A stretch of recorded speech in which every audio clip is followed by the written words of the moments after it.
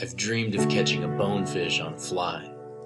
The stories of stalking the flats, looking for their shadows, and the rare chance to fight one into your hand might as well be a fairy tale to this western trout fisherman. 5 years ago, I hooked into a bonefish on the Bahamian Flats. The sheer power of that fish and my mediocre fly fishing skills broke my line, and that would be the only opportunity I had that trip. For 5 years, I have dreamt about that one cast. Today, I'm back on those Bahamian Flats to hopefully redeem myself.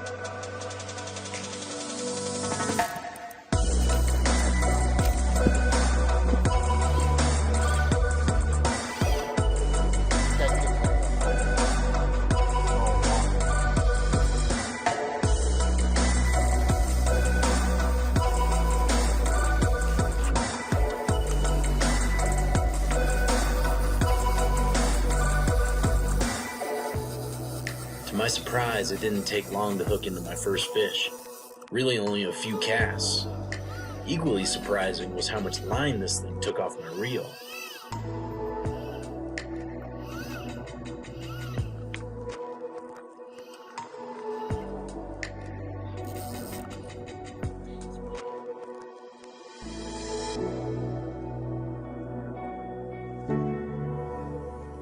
Our guide on this trip is Ronnie Sawyer, who was born and raised on Green Turtle Key.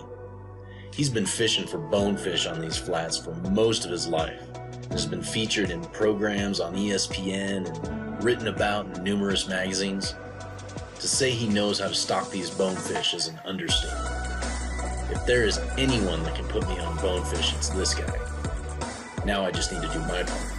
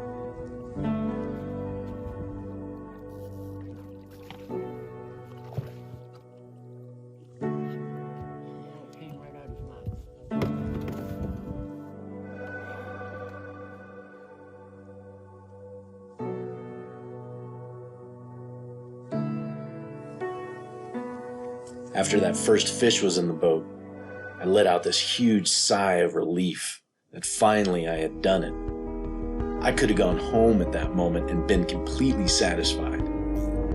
But Ronnie had other ideas and immediately started putting me on more fish. And little did I know, I had a great morning ahead of me.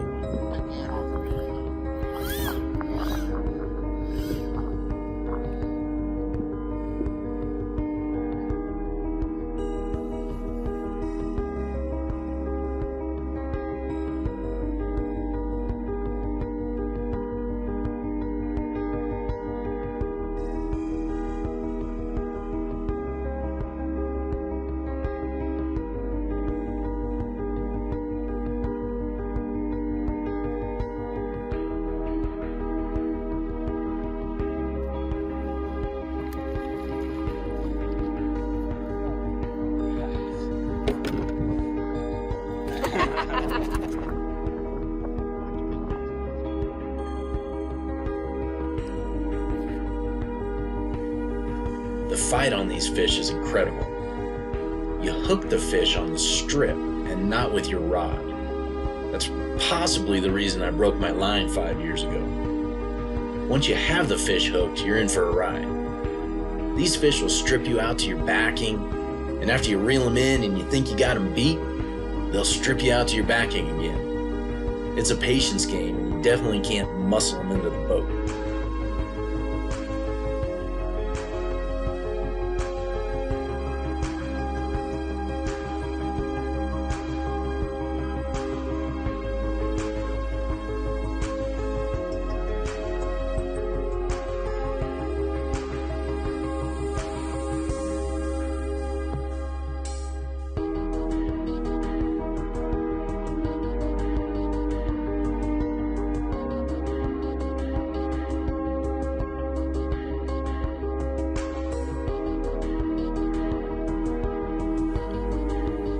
Getting tangled in your extra fly line is a real possibility out here and can break off a fish in a hurry. I was lucky that I had my amazing, beautiful wife, not only filming me, but helping me manage my fly line so I didn't get too tangled up. But as much as us guys hate to admit it sometimes, isn't that what great women do? Help us to make sure we don't get tangled up in all our stuff and life, all the while giving us all the credit for it to protect our delicate egos? Yeah, she's an amazing woman.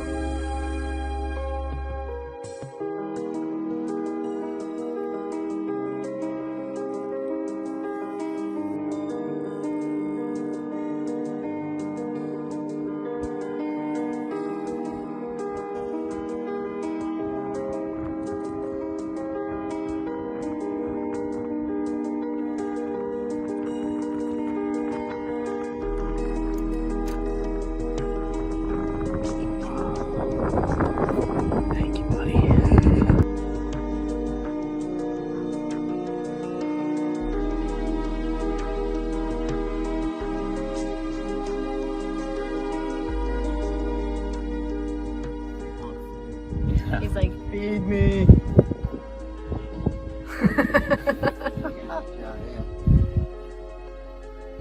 been there for about 3 years.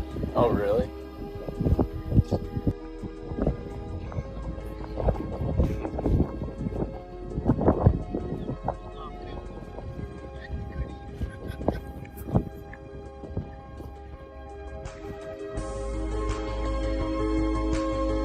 Toward the end of the morning, I started to get the feel for the casting.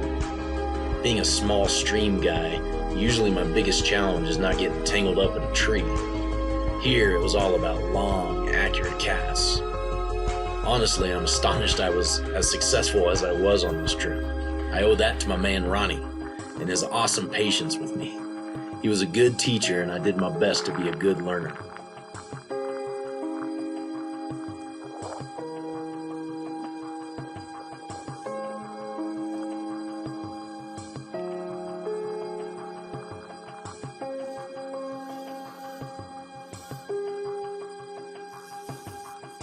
Two years ago, the Bahamas was devastated by Hurricane Dorian. This area was hit especially hard. Not a single structure was left undamaged, and most of them were left unlivable. You can still see a lot of the impacts of this hurricane to the structures and much of the flora and fauna around the islands.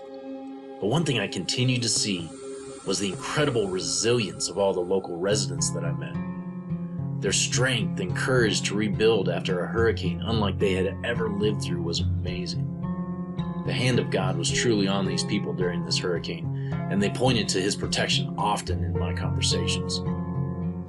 Our guide Ronnie was genuinely thankful for the help that came from the U.S. during this time. He said they couldn't have rebuilt like they have without that help. In that moment, I was truly proud to be an American.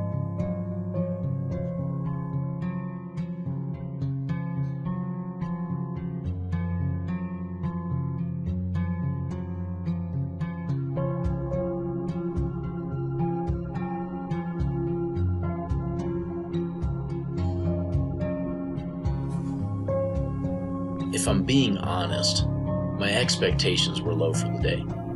I was definitely hoping to land one fish, so I was extremely surprised when I hooked the first fish only a few casts into the day. But I was equally surprised at each fish after that.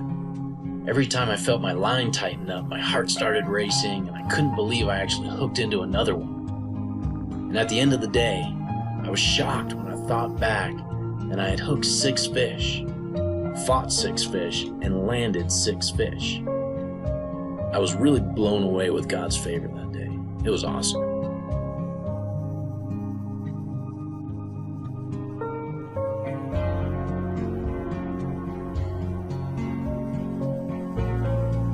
I originally wanted to fight and catch a bonefish in order to check some imaginary box of things I've done. I waited 5 years to make it happen, and I didn't want to be dreaming of that missed fish again for another 5 years. After an incredible day of fighting 6 of these fish into the boat, it became abundantly clear to me why so many people dedicate so much of their time to this fish and the preservation of its habitat. They're not just the hardest fighting fish I've had on a fly rod, but trying to see these fish from a distance, trying to find their travel routes, getting within striking distance and cutting them off with the perfect cast is reminiscent of the great western big game hunts I've been on and love so much. Holding one of these beautiful glimmering fish in my hands, I was able to appreciate another one of God's amazing creations. And watching it swim off back to fight another day reminded me that one day I'll also get to come back and pursue this fish again.